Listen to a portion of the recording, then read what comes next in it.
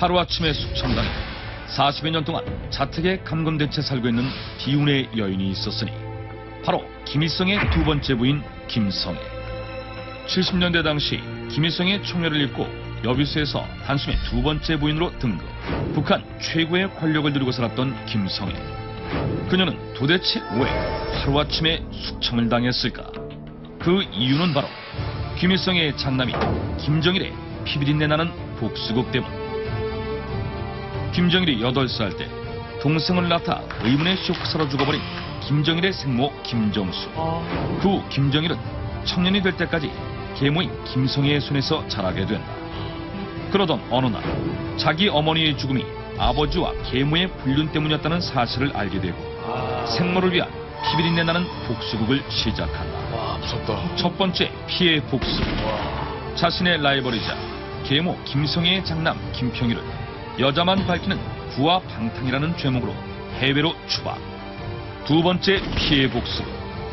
계모 김성애의 일가 피부치 모두를 정치범 수용소로 추방. 마지막으로 통안의 복수국은 계모인 김성애를 자택에 감금한 채 90세가 넘는 지금까지도 자식들 얼굴 한번 못 보도록 가두어버린 것. 충격 북한 폐륜 사건. 생모 김정숙의 복수를 위해 계모 김성애 일가를 파멸로 몰아간 김정일. 과연 이 폐륜 사건은 진실일까? 네. 거의 연상분. 연상군이네요, 진짜. 근데 이게 진실이다 아니다는 아직 없는 거예요. 그러니까 진실이면. 네. 진실이면 본인도 부인이 한 명이었어야죠. 아버지가 정말 여자의 시선이네요. 바람 핑계 싫었으면 아니, 자기도 한 여자만 사랑했어야지. 이렇게 아침 드라마로 가실 거예요? 네야. 어떻게 생각하세요, 남자분들? 아니, 그게 아니라 팩트는 그거죠. 그러니까 뭐 다른 여자 때문인 게 아니라 자기 어머니가 돌아가신 이유가 그렇지. 그런 것 때문에 그런 거지 여자 관계에 대해서 그런 건 아닌 것 같은데. 우리 전문가 여러분들에게 좀 여쭤보겠습니다. 하나, 둘, 셋, 들어주세요. 진실 거짓, 진실로 의견을 나누셨습니다. 자, 이명선 대표님. 김정일이는 김성애를 철저히 어머니로 인정하지 않은 건 물론이고 원한이 맺혀 있습니다. 그래서 이제 김일성이가 이제 해방돼가지고 이제 그 김성애 지금 부인이죠. 이분하고 이제 저분이 비서를 했었는데 정분이 났었어요. 그런 것을 이제 김정은의 김정숙이가 그걸 안 한 거죠. 그래가지고 김정숙이라는 여자가 원래 이 군인 출신 아닙니까? 네. 빨치산 출신이거든요. 그러니까 이제 그 항의 표시로 네 번째 아이를 출산하는데 단독으로 이제 김일성에 대한 항의로 단독으로 출산을 시작했는데 거기 그 황순이, 김옥순 그 같은 빨치산 출신 여자들이 눈치를 챈 거예요. 비서한테 연락을 받고 문을 안 여니까 도끼를 까고 들어간 거예요. 까고 들어가니까 이미 다 의식 잃고 하열로 아이는 죽었고 이제 김정숙이도 이제는 생명이 다 위급해된 거죠. 그래서 구급차에 실어가는 사망을 한 거예요. 김정일이가 그 과정을 다 본 거예요. 심지어 그 최고사령 김정일은 몇 살? 그때 7, 8살이죠. 8살. 김정일이가 그게 8살 때가 몇 년도예요? 49년도죠. 6.25 직전이네. 네, 6.25 직전이요. 그러니까 6.25가 김정일이가 나고. 얼마나 이제 함심을 품었으면은 김일성의 곁을 떠나질 않은 거예요. 최고사령부 전쟁하는 시기에도 막. 그래가지고 김일성이가 김정일을 저기 중국 쪽에 대피도 시키고 그 과정에 또 김성애하고 많은 갈등이 있었던 겁니다, 이게. 그래가지고 김성애에 대해서는 어머니 정도가 아니고 자기 어머니를 돌아가게 한 원수로 이제 각오할 정도로 돼 있는 거죠. 그러니까 간접적이건 뭐건 간에 우리 어머니가 당신 때문에 그렇죠. 됐다라고 생각을 한다. 김철웅 교수는 거짓. 저는 거짓입니다. 왜냐하면 김성애 씨가 김일성을 만나는 시점이 1949년도가 아니에요. 1950년 2월에 최고사령부 타자수로 들어옵니다. 군 입대로 그래서 군 경력이 3년 있는데 거기 특무상사로 경력했던 게 분명히 경력이 있어요.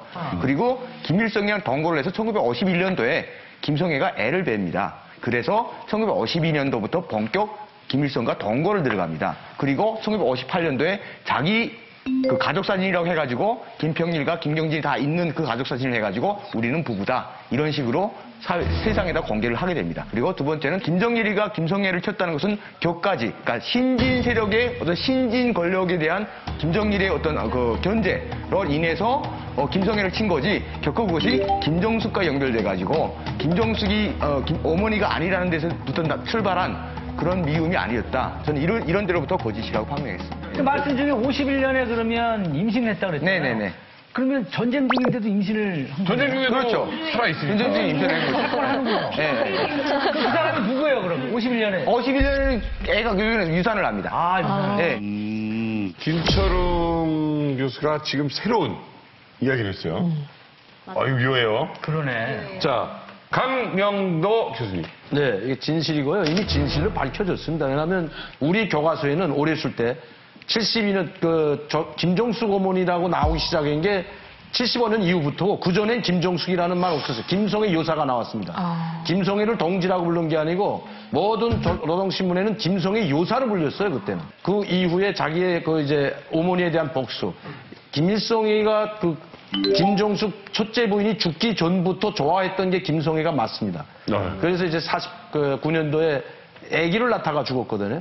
그 아기도 잘못됐어요. 아기도 죽었죠. 네, 그래서 거기에 대한 걸 다 알아요. 그때 김정일이 나이가 7살이기 때문에, 그러니까 만 7살이죠. 그래 다 알고 있기 때문에 어머니에 대한 걸 한 번도 그래서 어머니라고 부르지도 않았거냐. 자기가 큰 다음에는 완전히 후계자가 된 다음에는 김성애를 비롯한 김평일을 다 숙청해버린 겁니다. 아니, 어렸을 때 같이 산 거 아니에요, 아무튼? 같이 안 살죠. 김성애가 자녀가 3명 있습니다. 김일성이한테서. 네. 김평일, 김경진, 김용일이라고 3명이 있는데 따로 삽니다. 그리고 김정일이하고 김용일은 누가 데리고 살았냐? 강법이라고 김일성이 사촌 여동생이 외가 쪽에 강반석이네 쪽에 사촌 동생이 키웠어요. 그래서 강법이라고. 그쪽을 또 챙겨주게 되는구나. 예, 예. 우리에게 지금 새로운 정보를 많이 주고 계신 김주성 동지께 여쭤보겠습니다. 어린 시절에 김정일이가 그 본처의 자식임에도 불구하고 그 소자죠. 김평일은 소자잖아요. 그렇죠. 부처의 자식이기 때문에. 그러니까 다시 말해서 그 홍길동이 바뀐 거예요. 소자가 아버지를 아버지라 못 부르는 게 아니라 아버지를 아버지라 부르고 있고 김정일하고 김경희는 계속 우리나라 아래 살아야 했던 거죠. 네, 그러니까 우리 강형님네 친척분께서 다 키워주셨잖아요. 네. 근데 그러다가 어느 정도 자라고 보니까 결국 김정일로서는 김성애가 미운 거죠. 이런 원리로 해서 없애지 않으면 안 되었던 그런 대상이기 아니, 때문에. 근데 어린 나이부터 일을 갈았어. 근데 내가 잘 알던 작은 아빠, 큰 아빠들이 날 도와줘. 자, 이제 복수할 수 있어. 한 몇 살 때쯤부터 어떻게 시작? 대체 그러니까 대학을 졸업을 하고요. 실질적으로 김정은이가 당사업을 시작한 그 시점부터죠. 시작된 것이. 그러니까 그때 자기가 직접적으로 할 수가 없기 때문에 누굴 이용했냐면 김일성과 함께 싸웠던 북한에서는 소위 권위가 있는 사람들을 이용해서 음으로 양으로 압력을 가하기 시작했는데요. 혈통에 그렇죠. 그 빨지산 혈통이라는 게 있잖아요.